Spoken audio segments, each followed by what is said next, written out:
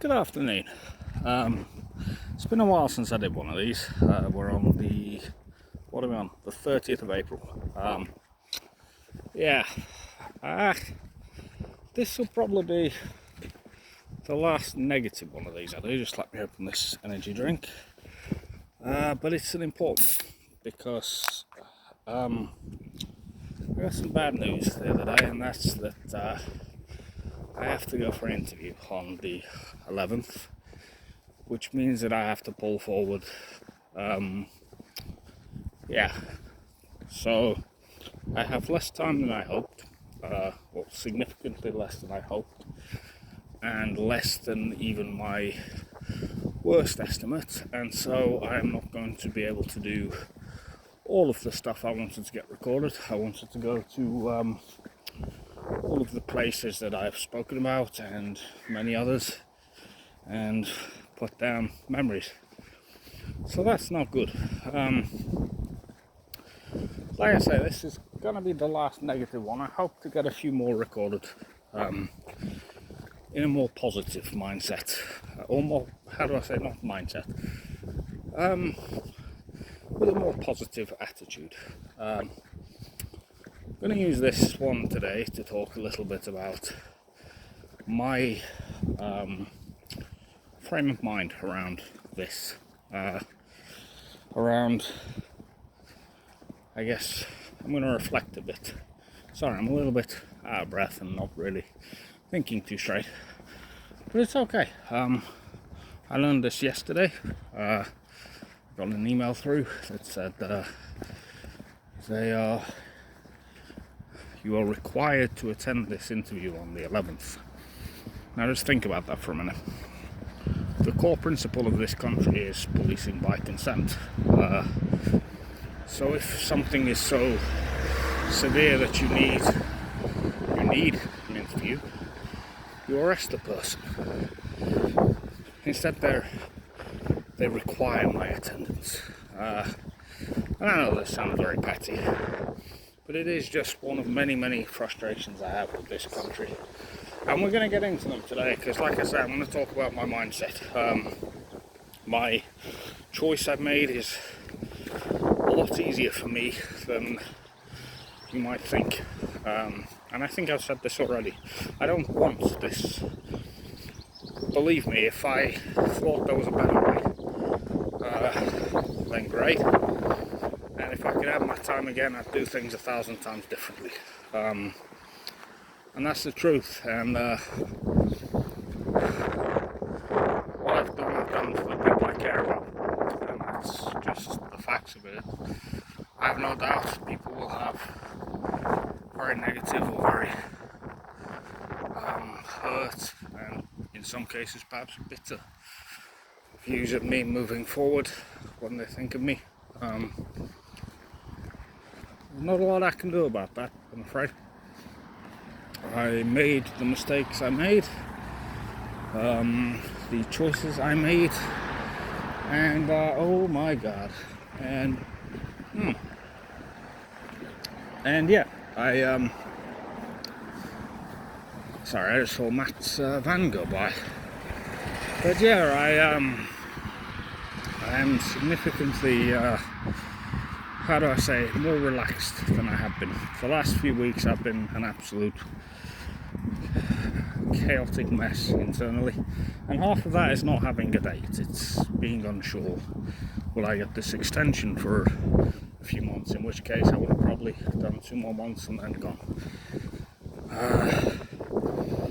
But no, we have this now, and that means I have 10 days left. Now, I will talk a little bit about what I was planning to do. First and foremost, I was supposed to be going to my granddad's wedding anniversary. I don't really know what to say about that. I'm on my way to see my grandparents now. And of course I can't mention this because yeah, I will mention it when I write to them. But yeah, that's something that's a pain that I've got to inflict that I can't really do a whole lot about. And of course people might think, well, you could just not do what you're doing. And there will be people that say, well, you should have thought about that, you should have done things better. Of course I should. One of the hardest things about this is the conversations you have in your head that you're not having with people. So I am just now going, you should have done this, yes I know that, and that's what my head is like most of the time now. It's just, but if you said this, you'd say that, and all this, and it's this constant attempt to rewrite the past and to think about what I would have done better. I've been working on this writing, I don't know if it's like a linear chronicle narrative of my life. It's nowhere near finished yet. I realised yesterday when I got this news that I really need to knuckle down and get everything down on paper and what I can recorded. But I hope I can leave enough memories and enough of myself behind for the people that care. So yeah, this timing's bad, man. There's so many things going off in life, and the thing is, I don't even know if not doing this would really change the effect it's going to have, because at the end of the day, you've either got me being arrested and charged with something not good, or you've got me not being there.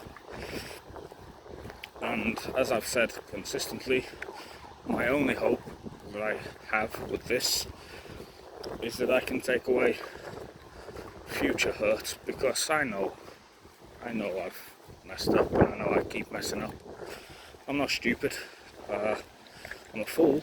I do stupid things, but in terms of my core intellect, I'm probably about average, really. I'm definitely not room temperature IQ. I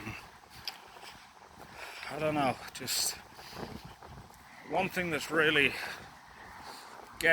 not getting to me, but has got to me a couple of times, is the complete waste of time I've had over the last 6 months. The first 3 months, I wanted to get these done, these recordings. I wanted to write, but I was in no frame of mind to. My head was gone. And then when I got that extension, I wanted to spend the whole 3 months writing, recording, and inevitably I just didn't. I ended up wasting time. So I said I was going to reflect a bit on my life, or on why this isn't. I could reflect on both my life and why this isn't a particularly hard decision. And I know it's hard for the people who it's affected. Of course I know that. I just hope that what I write to them directly will at least show that I love them and that I care. And yeah, a weird thing about this is I've not really been able to shed a tear. I should be able to. I should. I've got less than 2 weeks left in this world. I'm 31 years old. I had plans for this year. I had dreams and ambitions for the future.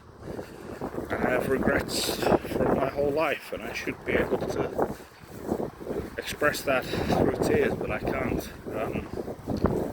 Because ultimately, what good does crying really do? I have cried, just not at this. I've cried at other triggers, and we'll speak about those for a minute. Songs, of course. 9 Inch Nails has Hurt. My brother absolutely loves Trent Reznor, and Hurt is one of those songs that is just impossible to listen to, I think, without tearing up. There's that line, you'll be somewhere else and I'll still be right here, or something like that. And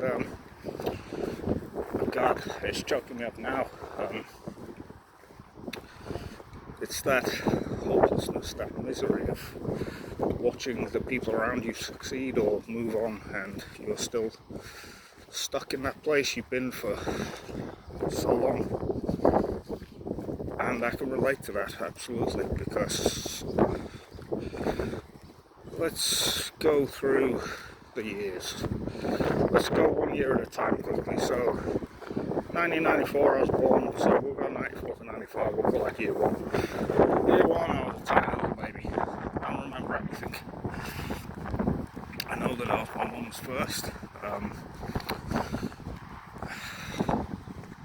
I don't know how this, of course I know how it will affect her, but it's, yeah, I love my mum with all my heart. She's been an absolute rock for me. Sure, there's been plenty of times where we haven't got on. We've argued a lot. I'm sure we both say we could have been better to each other. I know I could have. And honestly, I know she could have been to me as well. I'm never going to say that. I'm not going to stand here and say, or walk here and say something I don't believe to be true. But that doesn't matter, because ultimately we are where we are now, and I adore my mother. You hear people say phrases, I'm sure I've said this on one of these, maybe not, maybe it was one of the ones I had to delete, but you hear phrases like, I'd walk through fire for that person, I'd take a bullet for that person, I'd die for that person. Well, you know, I really have died for the people I love. That's just the truth of this. Assuming the police don't swarm my front door before then, I really will have gone for the people I love. And you know what? I can't think of a better way to go. No, I can't think of a better ideology around it. Now, should it have come to this? Absolutely fucking not. I am not a good person. I have messed up so many times. I'm starting to get it together again, by the way. I was choking up a bit back there, but I didn't cry, I didn't have any tears. I was just, I don't know, there's some hopelessness about this. Not hopelessness in the sense that, no, it's uncertainty, that's the word. Uncertainty in that I'm recording these and I truly can't say whether people are going to listen to them, watch them, read the things I write, or if people are just going to look back on me and say, he was a piece of work. I feel my granddad probably will do in that regard, because what I've done has hurt the people that he loves, and of course the deception, the not telling people about this. Yeah, I think my grandma might look back on me more favourably. Now, don't get me wrong, I have no doubt my granddad will love me still. Well, that's family, that doesn't change, but just their attitude towards me. I have no doubt that there will be some fracture there. My nan, I think, like I say, it'll be more favourable. I think she'll look back on me and say, ultimately, that I loved them and that they loved me, no matter how many problems I've had. My brother, that's a difficult one, and I'm going to talk more on my brother later, believe that. Can't honestly say how that's going to go, or rather how that's going to play out. We recently had a really nasty falling out, and I mean a really bad one where I was like, you know, there's a good chance I'm not going to speak to my brother again. Some of it was him, some of it was me. It always happens with clash. I think I've said this before. I had one day where I was like, you know what, I want to go now. I don't want any more delay, because there's a part of me that thinks my brother hates me. Not hate in the sense of an active, day in, day out feeling of hatred, but hatred's probably the wrong word, a lasting resentment. We've had so many problems over the years. I was a horrible brother to him. I'm not going to talk on individual moments here, because this isn't the place. I have tried to apologise to my brother. I have tried to say, look, I was a piece of shit to you. But when we fall out, it doesn't. I feel really faint just talking about this, but it's like I don't know how to say it. Like, when we fall out, all the stuff comes rushing to the surface. My brother, he gets personal with people, and of course, when you're arguing with people, it's personal inherently. If you're going at each other, it's inherently personal. You're literally falling out with that person, so how could it not be? But equally, I think there's ways you do it and ways you don't, and my brother sometimes crosses lines in that regard. And of course, that's fine. That's his way of dealing with conflict, I guess, and particularly with me, because, like I say, I think there is a resentment there towards me that maybe isn't even conscious. Maybe it's just there in the background. I push at him, I poke at him, not deliberately. I'm just an argumentative, difficult bastard sometimes. I'm well aware of that. I know my flaws. I know the way I interact with people. I know other people have spoken about it. I know my grandparents and my mum have mentioned it to each other before. It was a bit argumentative today. It was a bit spiky today. Yeah, here I am. Something I try to keep an eye on. I try to shepherd myself away from sometimes, but it doesn't always happen. Sometimes I'm not as conscious of it, as aware of it as I should be. And it can be about anything. We can be having any little discussion, and that side of me comes out. And I start poking, and I start jabbing, not deliberately, not meaning to upset him, or meaning to provoke him, or meaning to push him, to push his buttons, but it happens. And we fall out, and this time we fell out big time. We didn't speak for a week. Now, I reached out to him a couple of days later to say, look, for my part, I'm sorry. I don't think I need to fully apologise. I think this one was more you, which I'll be the first to say I maintain that. It's not a dig at anybody. It's just my view on it. And he said, look, he waited a bit. It's funny, because before he replied, I saw he'd seen it, and I didn't get a reply for like an hour, so I was having to hold my fingers back. I was like, shall we message him and be like, why have you read this? And not just like a sarky message, not being horrible, just a little playful push to get him talking. But I thought better of it, because I don't want to potentially make it worse. I didn't know if he'd read it and just didn't want to know me, which I would have understood. So yeah, he replied, and he said, look, I'm in the middle of something at the moment. In a couple of months I'll talk to you about it properly. Let's go back to just shooting the shit between now and then. And we have been. I haven't spoken to him as much, but I think he's been busy with uni. I always say this, I'm incredibly proud of the brother I have. And I think it's a shame that that's only ever going to be one way, because one thing he said to me when we argued was, you haven't changed, or something like that. And he also said you can't take accountability for things you've done. Now, the latter of those, I say outright that I don't agree with that. That's not the way I view it. I can take accountability when I've done wrong. I can say, I've done wrong, I'm sorry. And those apologies are meant. They're not empty. They're not, it's very rare I do something wrong, like wrong, and apologise and do the same thing again. Now, let's be clear, that doesn't excuse future transgressions. I have to be quiet for a moment while these trucks go past.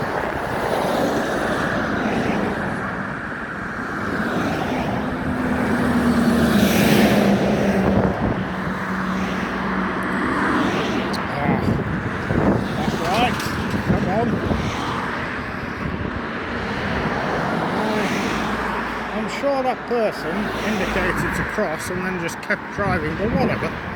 Where was I? Oh yes, so the accountability side of things, yes, I dispute that. I think I'm pretty good at that, and like I say, when I make a mistake, when I do something wrong, broadly I don't repeat that wrong. Now, the counter argument to that is, it doesn't matter if you don't do the same wrong, you're still done wrong again. So we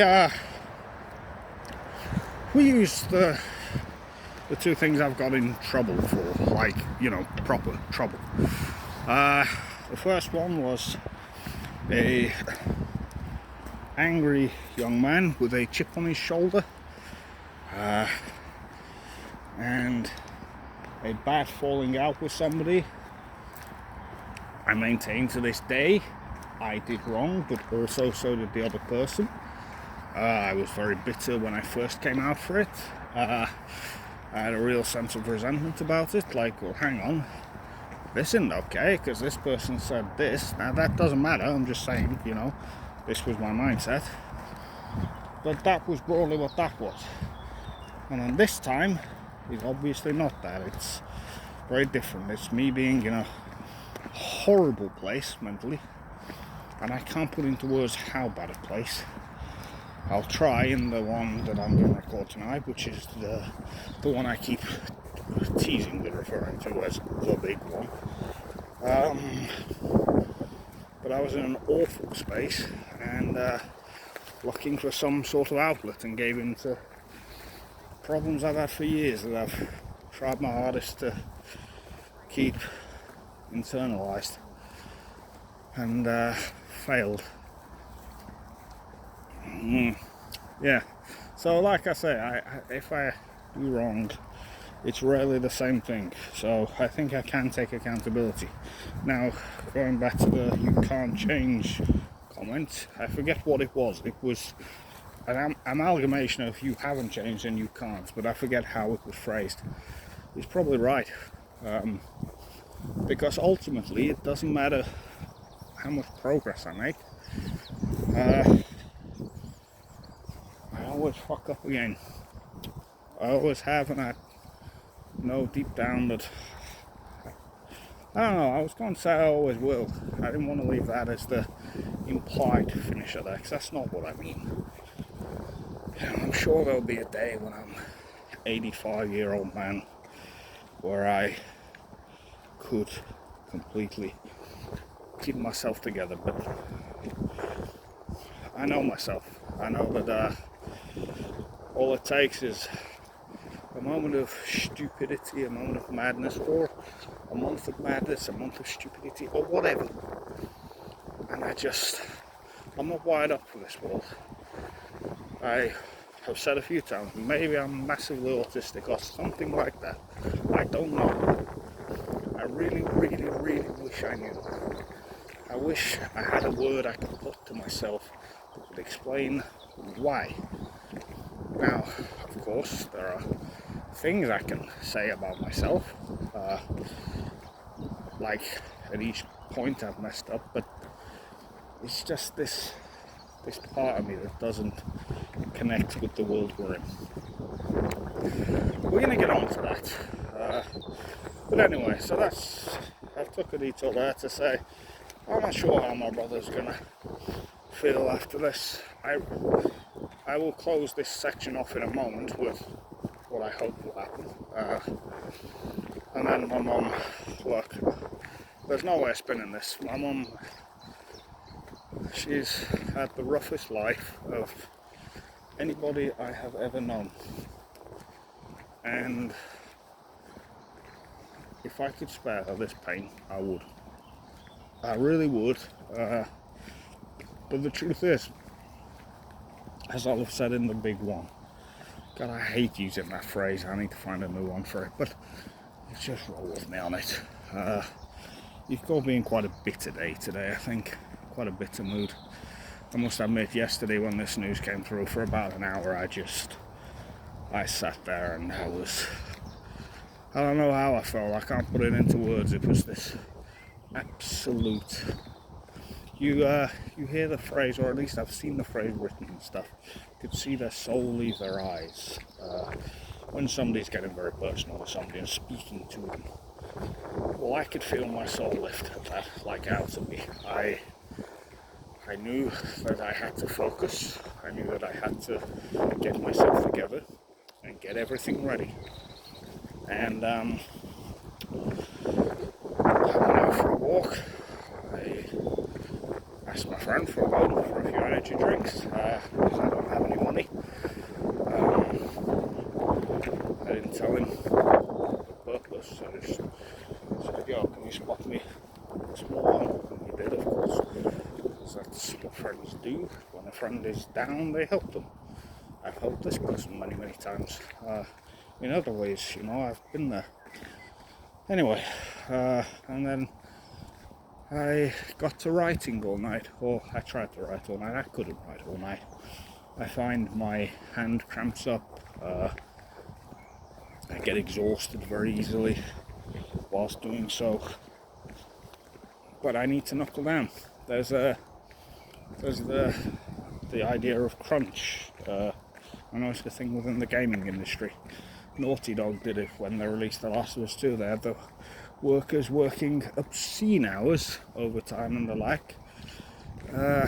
And yeah, they refer to it as crunch. I know they're doing it with GTA 6 as well. Or at least they did it with Red Dead 2, should I say. I assume they're doing it with GTA 6. And I need to get into that crunch mindset. I need to really push myself to just knuckle down no matter how many hours it takes every day. I have 10 days left of this, and those 10 days will be something approaching misery, I've got to be honest. Not misery, sorry, that's the wrong word. I shouldn't be saying words like that, knowing that they can have an impact. What I mean is exhaustion. What I mean is mental exhaustion. But I have to push myself. The problem is that in that 10-day period now, we've got Matt's having the house valued, or the flat valued, so that, of course, takes time out. Seeing my grandparents today, which is good. I want to make sure that I see my mum and brother. Oh boy. Yeah, I want to try and just give them a good day. Been trying to get them out once a month, and I would have been doing that anyway. I've got to be honest. That was the plan moving forward, was to do something with them every month. But given current circumstances, that's taken on a very different meaning for me. I'm going to take a walk. I'll turn right. I'll go this way. But yeah, I have to do that. So that's 3 days occupied, but then I'm also supposed to be seeing Carmel to go to a fucking job club on Tuesday. I'm going to cancel that. I'm going to say, look, I've got this, that, or whatever, I'm busy. I'm not doing this house check on Wednesday, and so I cannot do that. I'm sorry, sir. So that'll be one. But then also, on the Friday, I've got Amanda coming to do all the pre-CPA preparation stuff. All the I don't know how you'd say it, like your mental assessment for your CPA, and trust me, that's going to be hard. I can't get out of that. If I could, I would. One thing I'm good at is wearing a mask. I don't like people to see how I feel inside all the time. or most of the time. And that is just this emptiness that I've spoken about, this lack of fulfillment, this real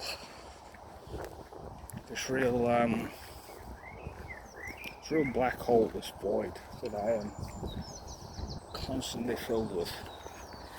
But I'll have to do that when I see Amanda on Friday. I'll have to really focus on not giving away. There's a line in a song by one of my favourite bands, Rise Against. The song's called The Strength to Go On, and there's a line where he says, but the heart reveals what smiles betray. Your sad eyes gave you away. And obviously I need to keep my eyes neutral. I can't make them happy. I can't have great big smiley faces in my eyeballs. I can't have minion faces there or anything like that. But what I can do is keep them neutral. I can focus on other things. I can just make them completely blank. Cross over here. There are people around. I'm trying to keep a distance while I'm alright.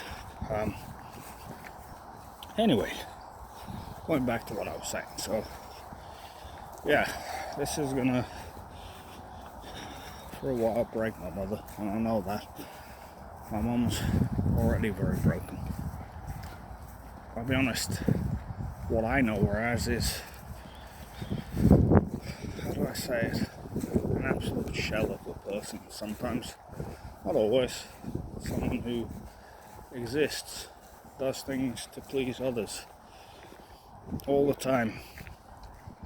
There's, how do I say it, I'm not saying any of this to be mean or to be judgmental. I'm saying it just pure objectively. My mum, there's negativity towards many people, many things. Basically, anybody who does not fit my mum's ideals, or what she would want, or who she is, broadly. And of course, I think most people feel that way in some ways. Most of us want people to be like us. I don't, I've got to be honest. But I have reasons for that, as you know. Most people do, though. But my mum, like I say, there's this negativity, there's all the traumas and pain she's been through. It brings a tear to my eye sometimes to see just how strong my mum has been over the years. I love that lady so much. She is an absolute diamond. Now, I can't really say anything. I can say directly to her, here, I love you, and I did this to give you all a chance at a future, instead of just my shit constantly. Well, not constantly, but from time to time, and I will explain that more in the big one. Yeah, but I know this is gonna hurt, and I'm well aware of that, of course, but I can't do anything any differently. I can't change my mind on this. I have to do this. I have to go through it like this, and I have to. This is how it has to be. Now, I'm going to pause the recording for a minute. Yeah, sorry for the random change of scenery there. That particular little point I don't like recording at. You've got loads of people feeding ducks with their little ones and stuff. I always feel a bit awkward. It's like, yeah, not sure I'm going to be recording here.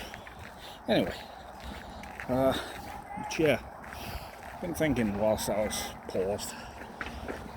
I don't really know what to say about how I think my mum will think of me. I think it could go one of two ways. Like I say, my mum is very judgmental of people. it's usually people that aren't her people.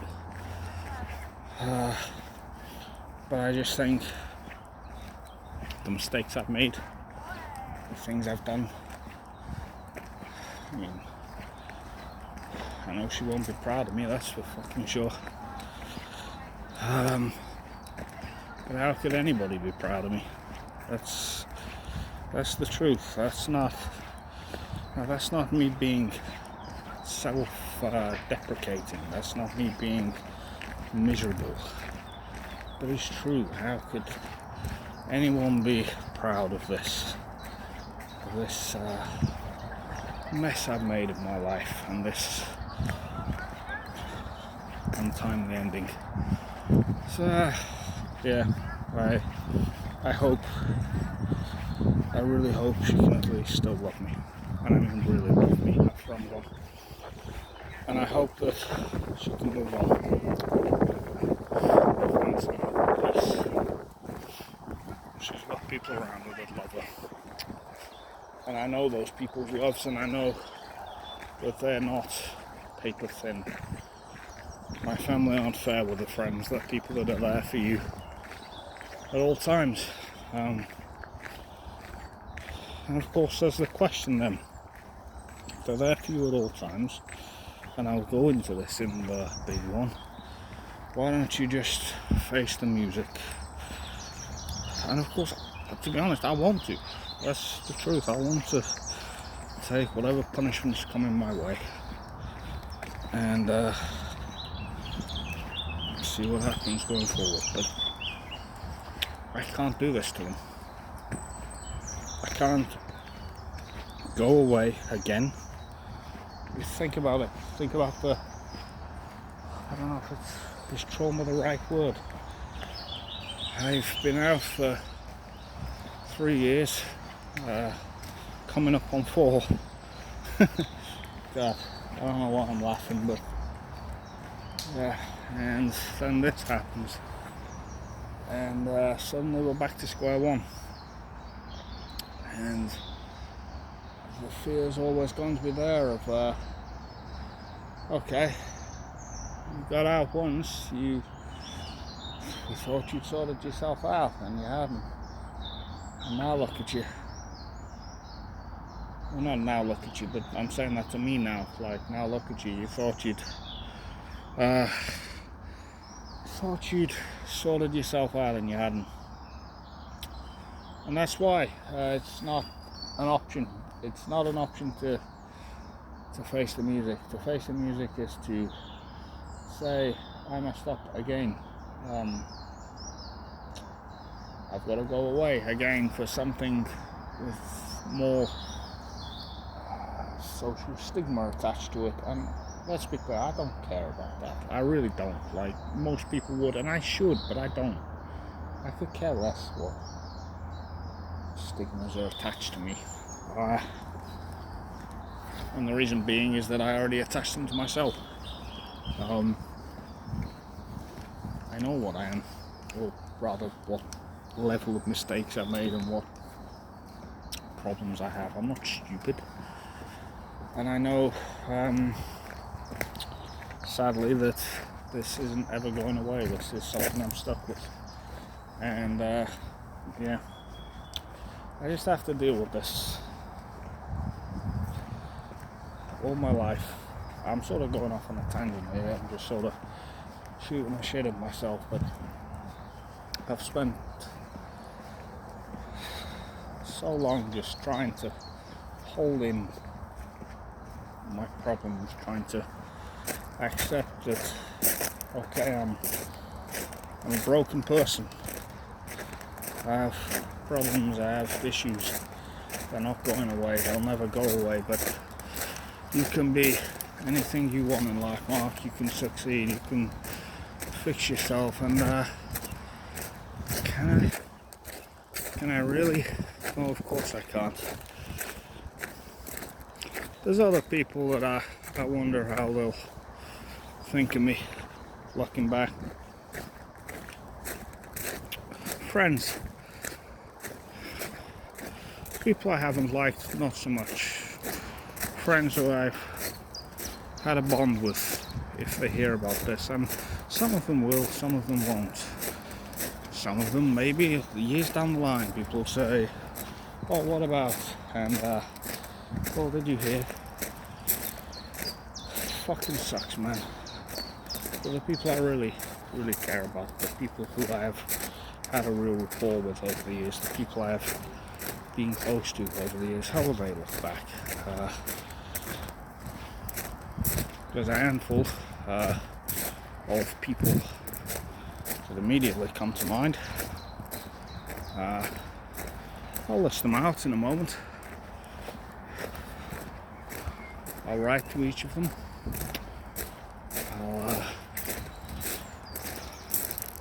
I'll say what I think of them, what they've meant to me over the years, remind them of some of our memories together. Leafy is the obvious one.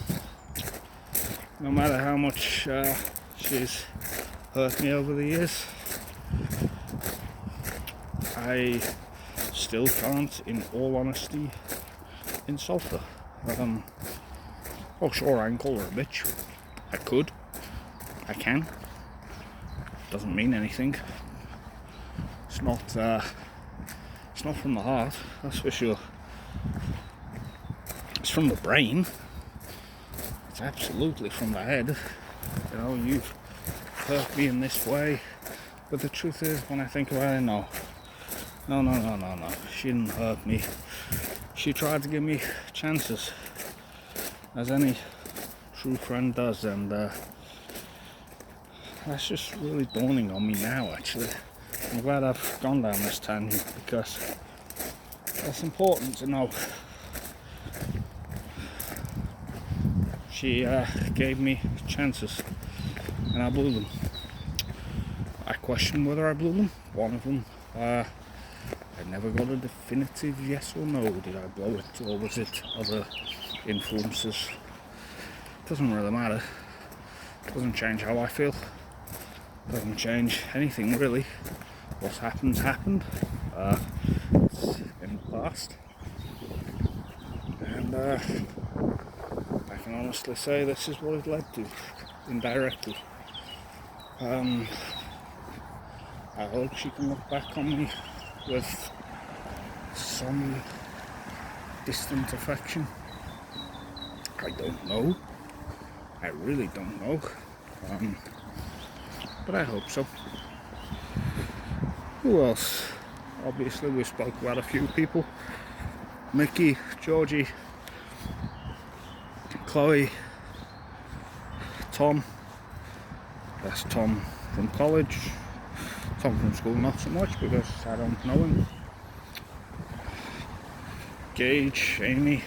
Gage, alright, me and him have had some real issues over the years, but for a year or so he was a damn good friend, man. I wouldn't have changed that year for the world, really.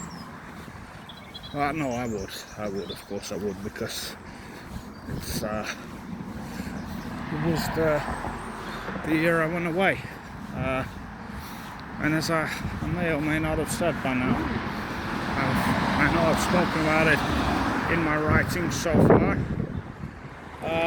briefly, and we'll do so in more detail. Going away didn't help. Going away the first time you go away, I was writing about this last night, you're on remand, you're confused for that, however long it was, 3 months. You then get released from court. So, technically, you've not got any definitive sentence to serve. You've served it. What does that tell you? Tell you as in tell me at the time. It just confuses you further, and then you come out into a world where you're completely confused, completely disoriented. You have no real place in it.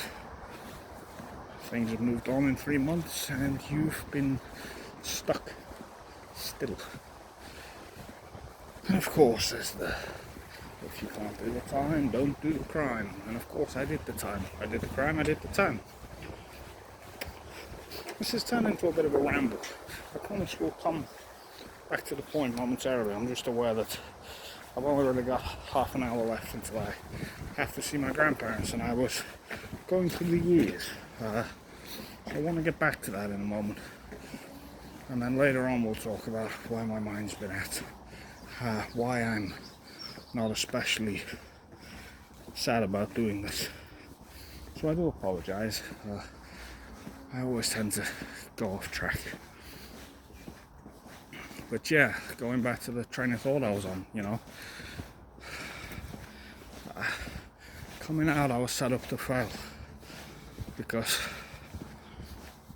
I had nothing. I had no work. I think if you want people to integrate into society when they come out, you should have them a job. Doesn't matter what it is.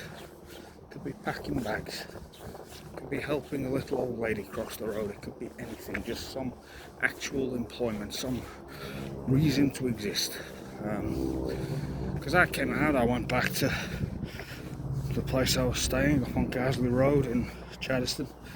Found Liam and Marcus in a tent in my front room. That was fun. It was a really funny experience actually. But ultimately what had changed,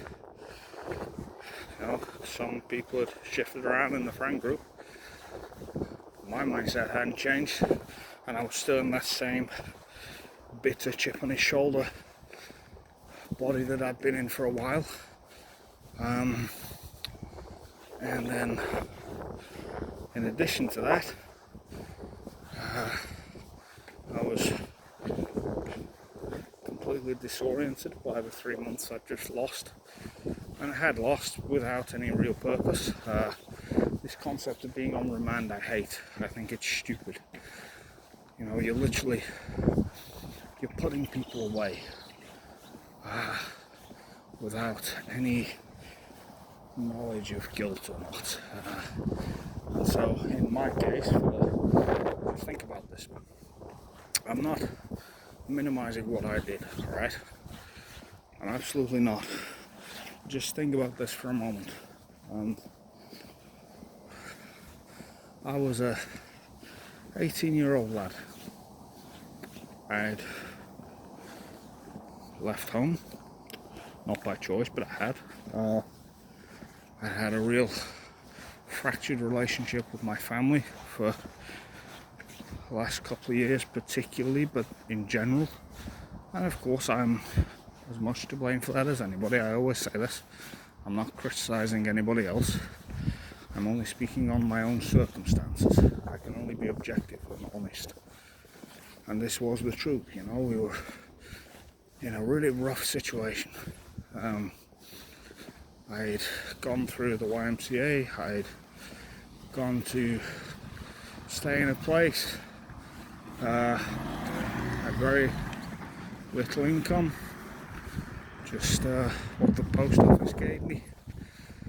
Had no real possessions to speak of, no hobbies. I had a laptop, but that was about it. And of course that's good, that's better than nothing. But, I had no day-to-day hobbies and no funding to make it happen. I had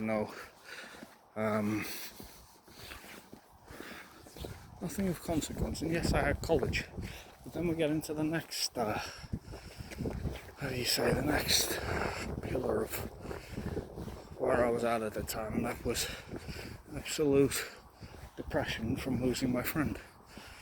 I'll not go into detail on that time, that person, or anything about them.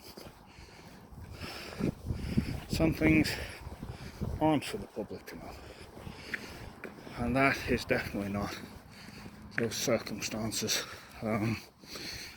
because they really did have an impact.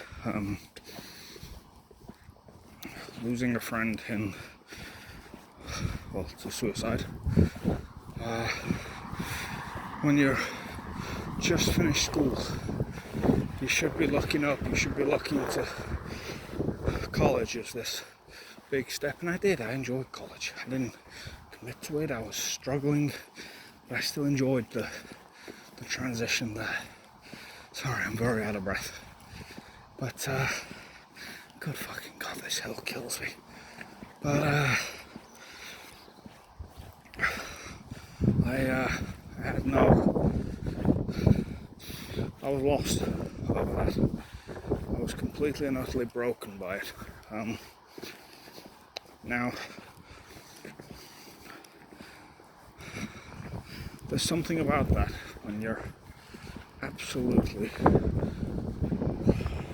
ruined internally by the death of someone you care about, and you're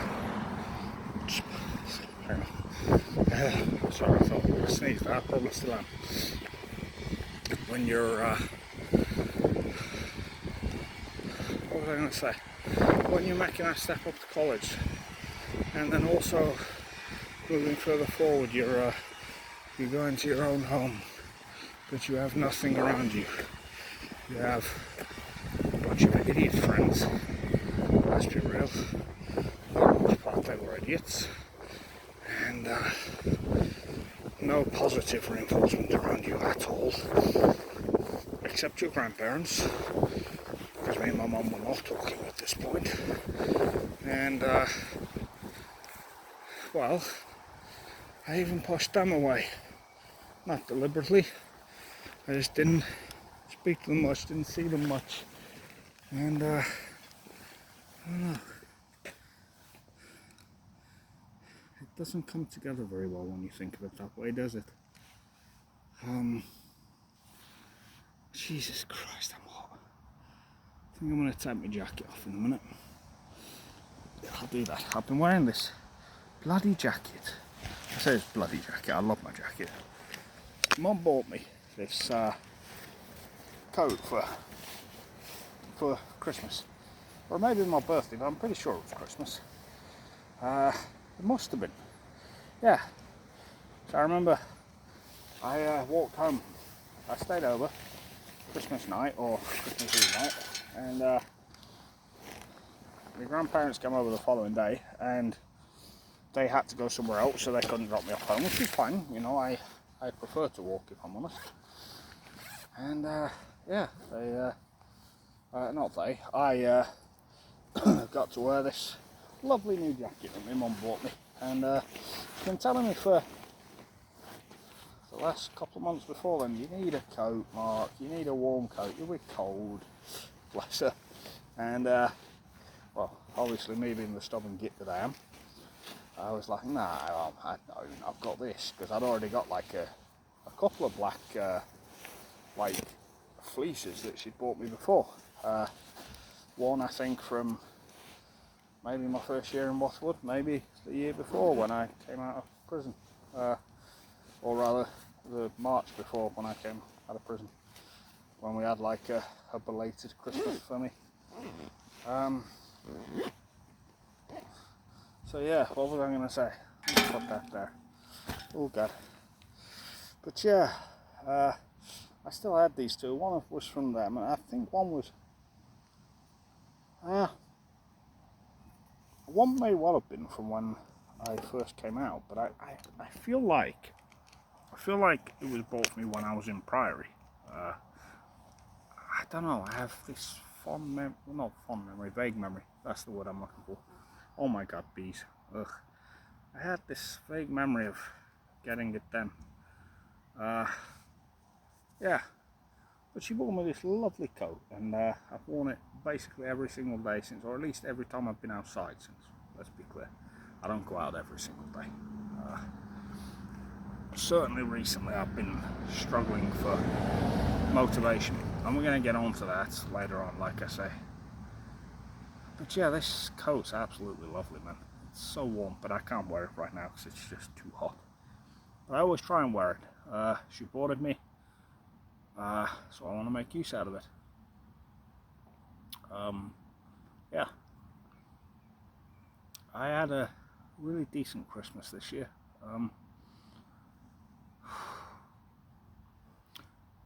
I was going to carry on the every year thing, but I think we might either...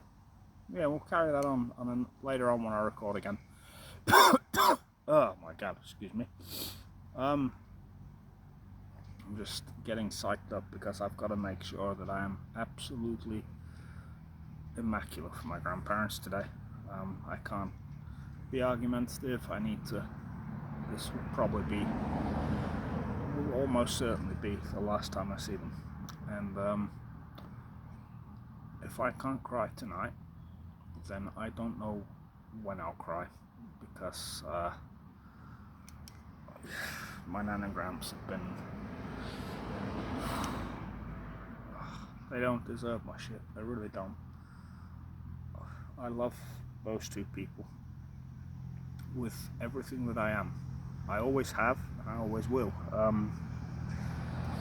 I think I've said on a previous recording, maybe I haven't, the only people I haven't had like a significant falling out with over the years. I've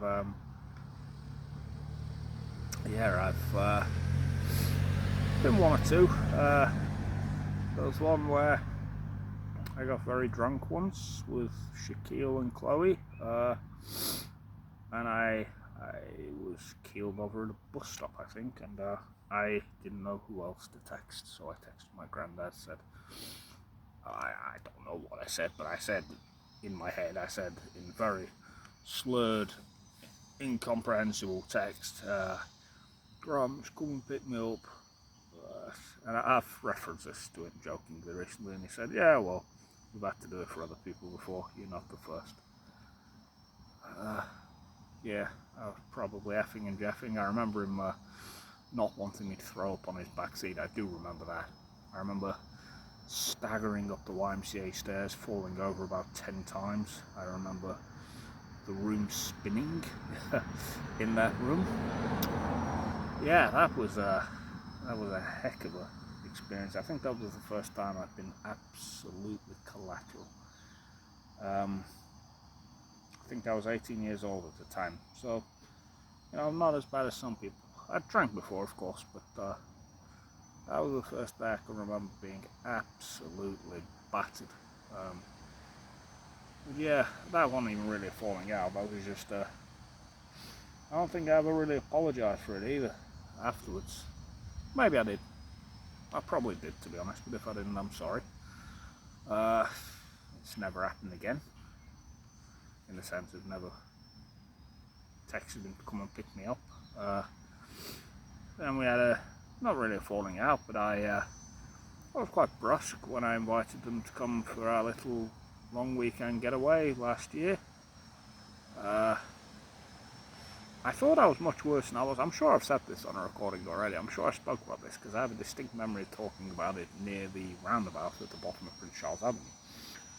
But I remember thinking I'd been much worse than I was, and yeah, turns out I was just a bit pushy, which yeah. But in terms of actual falling out, I think he's clipped me once, justified for effing and jeffing at my mother in front of him. Yeah, not good at all. But in terms of actual, like, real, he's bailed me out of situations before. He's been there for me. And then my nan is, God, she is the loveliest person ever.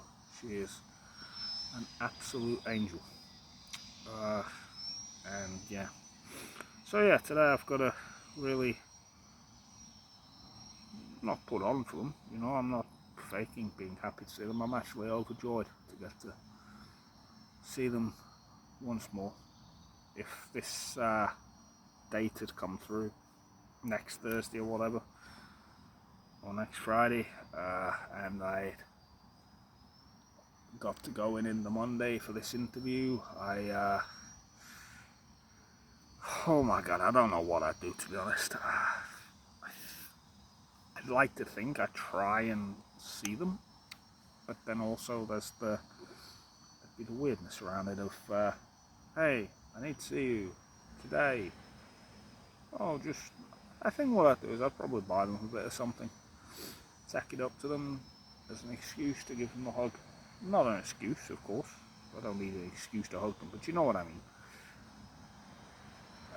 I would want to make sure that I'd seen them one last time. Same goes for my mum and brother. Like I say, I'm going to get them out next weekend. My brother's very busy with uni right now, so I don't know if he'll be able to, but I really hope so. If I don't get to see my brother before I go, oh man, I don't know how I'll do it, to be honest. And it needs to happen, so yeah, I'm sort of just zoned out again talking, aren't I? What was I going to say? Where was I? What was my train of thought that led to this? Oh, I don't remember. I know that I said that I would talk the years later on, further down the line. Oh God, I don't remember, I could go back to the recording and have a look. Give me a minute, I'm going to do that.